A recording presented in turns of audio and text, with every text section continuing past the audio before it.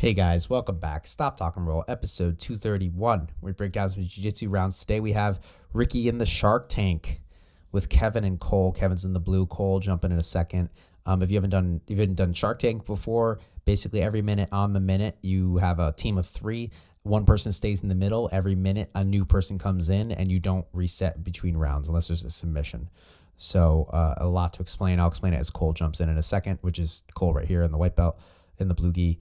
And so Kevin's got Rickey smashed down in half guard. These guys have already done an entire round of Shark Tank where Cole's in the middle. So a little tired, but all good. Rickey's job mainly is just to survive. So he's trying right now, which is a lot with Big Kev on top.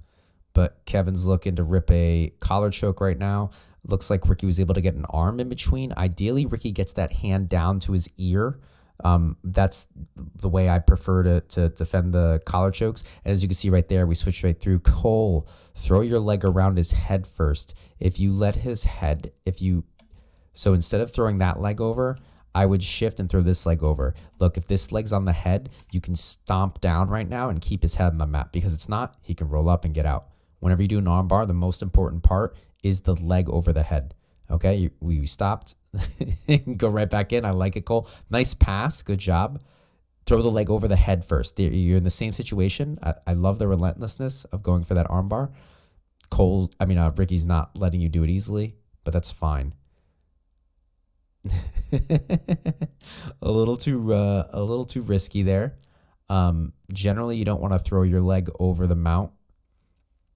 You want to do it slowly, because he's going to be able to throw his legs up pretty easily every time. I'm manning the tripod today, so a little bit better of a view. Guys, let me know how the view's going with the tripod. I know I haven't been walking around and whatnot, but I'd love to hear from you guys. All right, rounds changing. Cole's still figuring out the game. That was his first round jumping in. He was in the Shark Tank last time. So Kevin's back in a half guard again. Nice heavy cross face pressure. Nice downward pressure. Usually you don't see Rickey getting held down. So nice to see Rickey getting some taste of his own medicine. I'm also sure it doesn't help being in the middle of the Shark Tank here. What Rickey could look to do, he's in a very deep 3/4 mount right now, but he's doing a good job. What he could look to do is try to slide this knee back in front of the thigh and get him to a proper half guard, which would allow him to be a little bit more defensive. But for all intents and purposes, this is basically a mount right now. This is rough. Great that Rickey's on his side, though. That's huge. Look, so Kevin's getting him set up. This is the Shark Tank part of it. Holds him down, keeps him still, and then Cole's going to jump in and take his back, ideally. Kevin is threatening a Darce right here to keep Rickey. There we go. Look at this. This is smart teamwork here. Yep. Turn him over. Don't get greedy. Yeah, that's what we're talking about, Cole. Get him into a good position. Now from here, I would switch to that arm bar in a second. But let's just back that up a hair. Let's see. The second he pulls this arm over, that's rough. So you take the back, you're underneath, you're on the underhook side. I would be fighting his hands. So the second he starts grabbing your hand like that, I'd be gripping onto Rickey's hands and trying to bring them into bad positions. But a Kimura on this arm would be huge right now. That's probably your best bet at this point. Coming up to mount would work too, but Rickey beats you to it. So it's just about, moving just a little quicker, responding a little quicker to Rickey's attacks. If you guys haven't, please like and subscribe. Ring that notification bell as Cole tries to survive here. Oh, my subscribe button disappeared. Okay, that's okay. That was my first time doing it like mid-roll. I think I had too many things playing at the same time. Cole's on top, trying to drive through. I don't like this passing style in the gi, but this is a good threat kind of across the neck there. It makes Rickey have to respond, but you let it go, so not a huge thing. Nice job, whoever that was, thinking they were slick, trying to jump across the camera. Ooh, nice. And Kev right onto side control. Love it. I would have gone, oh, never mind. I was going to say I would have gone north-south, but You're able to get to mount. That was a nice transition. And then just staying on top here. Let's go for a bump and roll. Not quite, Rickey. It's going to be hard. I would look to keep getting him low and maybe get an arm across his waist and go for a combined kip escape. There you go. All right, let's see. That might actually work out. You have them leaning back that way. He's using a grapevine right now. Kevin was just using a grapevine. Great mount control, Kev. This is awesome. This is very hard to deal with, though. There's not much. I mean, you got to get your elbows back down. That was a lot of space. Yeah, Kev, I would, yeah. Or cable. Ooh. So this is something we saw you do a bunch, Kev. Oh, Cole right into the ankle lock, but no leg control. Cole, you got to control the leg. I like the gung-ho-ness, but you grab the leg, but your legs are on the outside of his. So you grab his ankle, but you have no control over his legs. So Rickey just stomps out on the floor and sits up. That's okay, Cole. That's okay. I like the go-getting attitude you got. I like your mindset, Cole.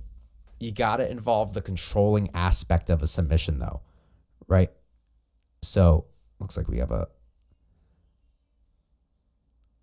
collar choke here. You have to add that controlling aspect, and that comes with time, understanding. That was like a fake tap right there. So as part of this game, like for Rickey, he might just be like chilling.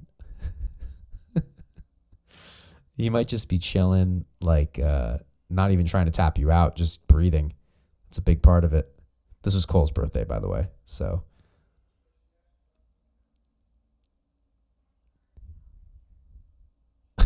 I don't have anything for you, bud. You just got to keep, like, if you were there and if I'm in that bottom position, Rickey's being very nice, not actually tapping you out. He's taking it kind of a breather right now.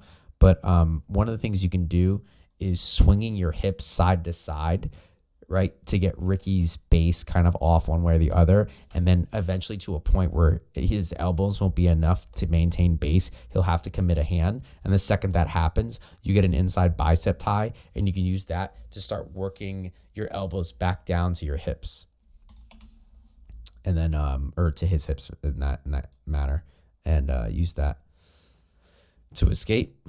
Okay, this is the final minute. Roll the side to side, Cole. So we got a lockdown in place. How I like to handle this is I actually like to get, that's actually it. Perfect. I like to get low, grab the hips, and sprawl back. Yeah. Nice, Kev. We must have trained at the same place before or something.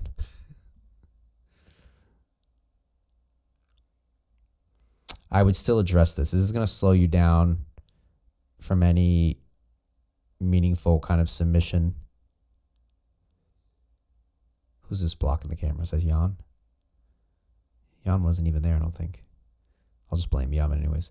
What I like to do from here is to heel toe my foot up to Rickey's butt, and then you could press on the knee just to pop your knee out and then get into effectively a 3/4 mount situation. But a lot of pressure. And yeah, good job. Let's back this up. We need a good stopping point here. I think there we go. Cole. Ready to watch Stop, Talk, and Roll. And I have nothing for him. Aside from Don't Get Caught by Rickey.